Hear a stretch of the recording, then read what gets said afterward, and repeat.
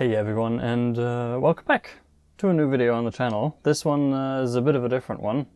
Actually, it's a video that I would usually not make because it's about a GPU that is destined to go into my collection. But this one's actually quite interesting, and I really haven't found anything online about what makes this GPU here kind of special. First of all, this is a Quadro NVS 440, if I'm not mistaken. Yes, it is.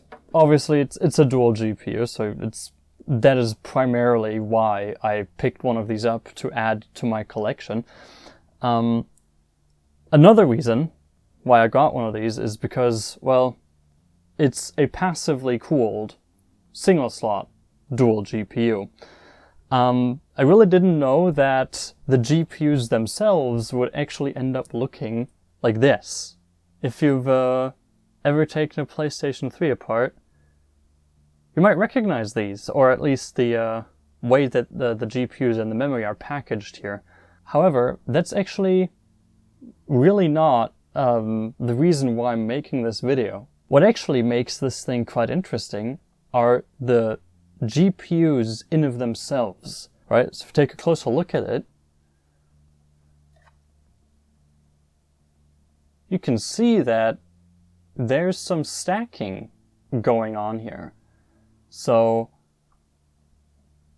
I'm not quite exactly sure what I'm looking at, but you can see that the piece of silicon with the NVIDIA logo and manufacturing date and location etched into it is actually smaller than the piece of silicon that is below it.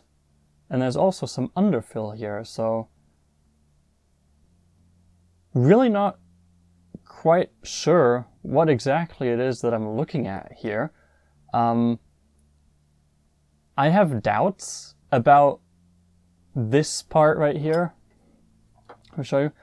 I have doubts about this part right here being some sort of silicon interposer, because that is something that we'd usually only find on, say, a GPU that has HBM, right? But then, what purpose does this top piece here serve?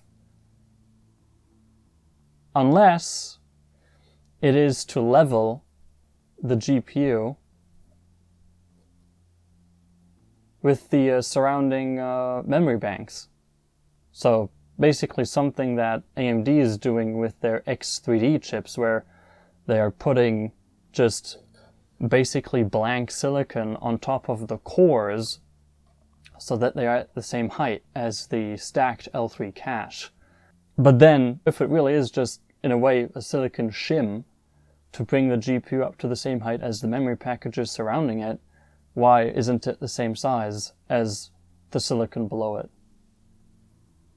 I'm kind of honestly, I'm tempted to buy another one of these and to completely just dissect this GPU, as I've done with previous GPUs. If you take a look at my community section on my channel page, you can, I think the first ever post that I created there was a die shot of a GK104 that I actually took myself some time ago. So I might do something similar with one of these right here, because I really actually kind of want to know what's going on here. But yeah, so much for this video. Just a really quick one about this thing right here, and some of the things I noticed about it while taking it apart. Alright, that's it. Have a good one, guys. See you in the next one.